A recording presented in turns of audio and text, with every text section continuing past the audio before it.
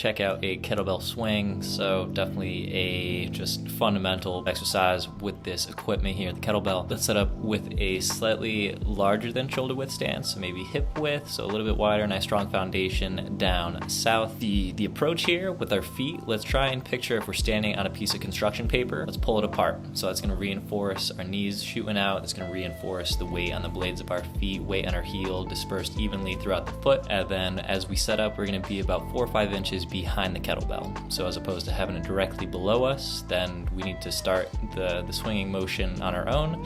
If we set up slightly behind it, that initial pull to get that kettlebell moving back towards us, that'll use that momentum to get the hinge pattern up and running for us. So slight bend in the knees, let's squeeze our glutes, let's shoot our hips back, engage the core so the torso's coming down, not letting our shoulders round forward so everything's pinched back, everything's nice and engaged, trying to create as much space from our shoulders to our ears. So when we lift it up, we don't want to be shruggy. I'm sure you've seen people doing that number before at the gym, so everything's pulled down, engage the lats, just moving as one unit right here. So we're pulling, let's have that kettlebell almost slap us in the backside, and then when it reaches that farthest point in the back, that's when everything, system engage, squeezing the glute, trying to shoot the hips forward, pulling forward, everything is just moving in unison. We're shooting that thing up. It's primarily a lower body driven movement.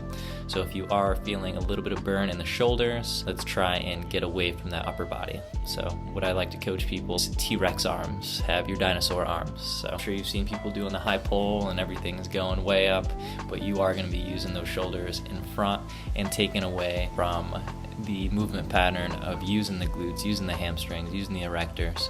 So if you got T-Rex arms, you can almost pinch your elbows right in your hips and just the arms are coming up just a little bit. So that's going to disengage everything that you want to be pulling from the upper body and really rely on your glutes to move that kettlebell around. Once it gets to that high point, that's when you allow gravity to start doing the work. Let that kettlebell come back to that end point, just repeating the process. So the whole time, we're trying to have those glutes firing, trying to have that core engaged, weight's always in the heels, ripping that construction paper, got the T-Rex arms.